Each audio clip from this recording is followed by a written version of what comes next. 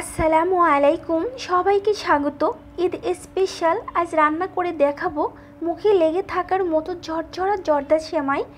আজকের রেসিপি সঠিক মতো পানির পরিমাণ এবং চিনির পরিমাণ সহ আমি বলে দিব, আর এইভাবে ফলো করলে আপনারা যে কেউ ঝরঝরা সেমাই তৈরি করে ফেলতে পারবেন।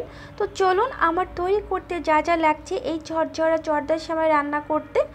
এখানে একটি মিক্সিং বোলের মধ্যে আমি 200 গ্রাম মতো সেমাই নিয়েছি। এইবার আমি সেমাইটা কিছু ভেঙে নেব হাতটা দিয়ে। আর এদিকে একটি ফ্রাই প্যানে আমি 2 কাপ বাটার নিয়েছি এবং 1 চা চামচ ঘি অ্যাড করব। আর এই ঘিটা আমার নিজের হাতের তৈরি, আপনারা এখানে সয়াবিন তেল অ্যাড করলেও হবে, তবে এরকম স্বাদ আসবে না।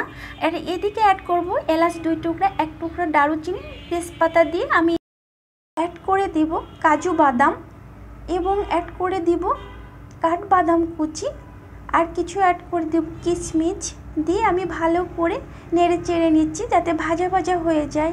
এবার আমি এর মধ্যে অ্যাড করে দেব সেমাইটা দিয়ে আমি ভালো করে মিশিয়ে নেব এই বাটার ঘির সাথে।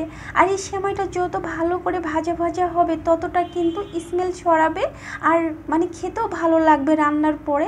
তো ভাজা ভাজা হয়ে গেছে, এখন আমি নারকেল কোড়া দিচ্ছি 1 কাপ মতো এবং চিনি দেব 1 কাপ। আপনারা স্বাদ মতো চিনি অ্যাড করে দিবেন। তো চিনিটাও দিয়ে আমি ভালো করে মিশিয়ে নিচ্ছি এই সেমাইয়ের সাথে। চিনি এবং সেমাই যখন নারকেল ভাজা ভাজা হবে তখন আমি এর মধ্যে 1 কাপ পানি অ্যাড করে দেব।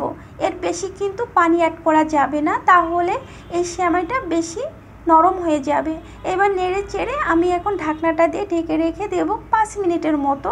তারপর 5 মিনিট পর আমি ফিরে এসে দেখাচ্ছি, দেখেন সেমাইটা কতটা সুন্দর হয়েছে, ঝরঝরা। আর মানে ঠান্ডা হলে তখন কিন্তু আরও ঝরঝরা হয়ে যাবে। আর এই যে মশলাগুলো আছে তেজপাতা, তাতে নিচে পড়লে কিন্তু ভালো লাগবে না খাবারের সময়, এই মশলাগুলো ফেলে দিব। এইবার আমি চুলাটা অফ করে দিয়ে এই সেমাইটা আমি ঠান্ডা করে নিব। আপনারা একটি কাঁটা চামচের সাহায্যে এই সেমাইগুলো ঝরঝরা করে নিতে পারেন। আর আমি কাঁটা চামচের সাহায্যে তুলে দেখাচ্ছি, দেখেন কতটা লবণীয় হয়েছে, কতটা ঝরঝরা। এখন একটি প্লেটে আমি সার্ভ করে দেখাচ্ছি এই ঝরঝরা জর্দা সেমাই যে কতটা লবণীয় হয়েছে। আপনারাও কিন্তু ঈদ স্পেশাল ঝটপট এই সেমাইটা তৈরি করে ফেলতে পারেন।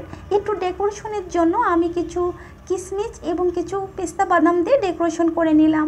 আর দেখেন কতটা লবণীয় হয়েছে। আপনারা ঈদের দিন এই জর্দা সেমাইটা ঝরঝরা জর্দা সেমাই তৈরি করে ফেলতে পারেন খুব সহজেই।